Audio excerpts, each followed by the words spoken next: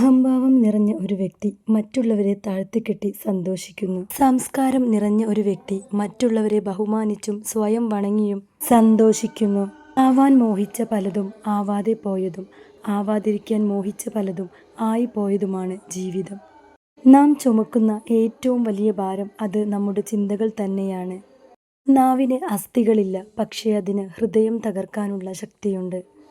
അതിനാൽ നിങ്ങൾ വാക്കുകൾ സൂക്ഷിച്ചുപയോഗിക്കുക. മറ്റുള്ളവർക്ക് നന്മ ചെയ്യുന്ന ഒരു വ്യക്തിക്ക് എപ്പോഴും കഷ്ടതകൾ അനുഭവിക്കേണ്ടി വരും.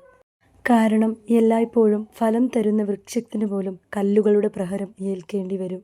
നമ്മെ ഇഷ്ടപ്പെടാത്തവരുടെ മുൻപിൽ എപ്പോഴും സന്തോഷവാനായിരിക്കുക. കാരണം നമ്മുടെ സന്തോഷം അവരുടെ സമാധാനം ഇല്ലാതാക്കും. മേഘങ്ങൾക്ക് സൂര്യനെ മറക്കാൻ കഴിയും, പക്ഷേ അതിനെ ഇല്ലാതാക്കാൻ കഴിയില്ല.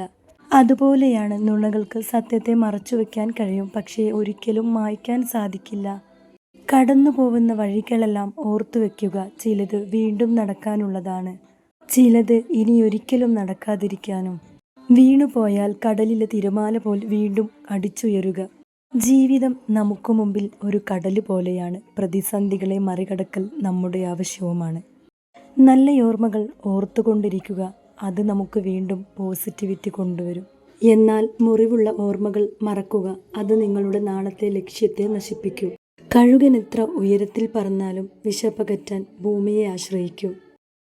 അതുപോലെയാണ് നമ്മുടെയൊക്കെ ജീവിതം. എത്ര ഉയരത്തിൽ നാം എത്തിയാലും കൂടെയുണ്ടായിരുന്ന ആളുകളെ ഒരിക്കലും മറക്കരുത്. താങ്ങായവരെ ഒറ്റക്കാക്കരുത്. ആരെയും വില കുറച്ചു കാണരുത്. ജീവിതമാണ്, എപ്പോൾ മാറിമറിയുമെന്ന് നമുക്ക് കണക്കാക്കാൻ സാധ്യമാവില്ലല്ലോ. തളരാത്ത പ്രത്യാശയ്ക്ക് മുമ്പിൽ തകരാത്ത പ്രതിബന്ധങ്ങളില്ല. പ്രതിസന്ധികൾ നമ്മുടെ സ്വപ്നത്തെ തകർക്കുമ്പോൾ ഉറച്ച ആത്മവീര്യത്തോടെ നിൽക്കുക. നമ്മുടെ ആത്മവിശ്വാസം തകർക്കാൻ ഒരു പ്രതിസന്ധികൾക്കും ഒരിക്കലും സാധ്യമല്ല.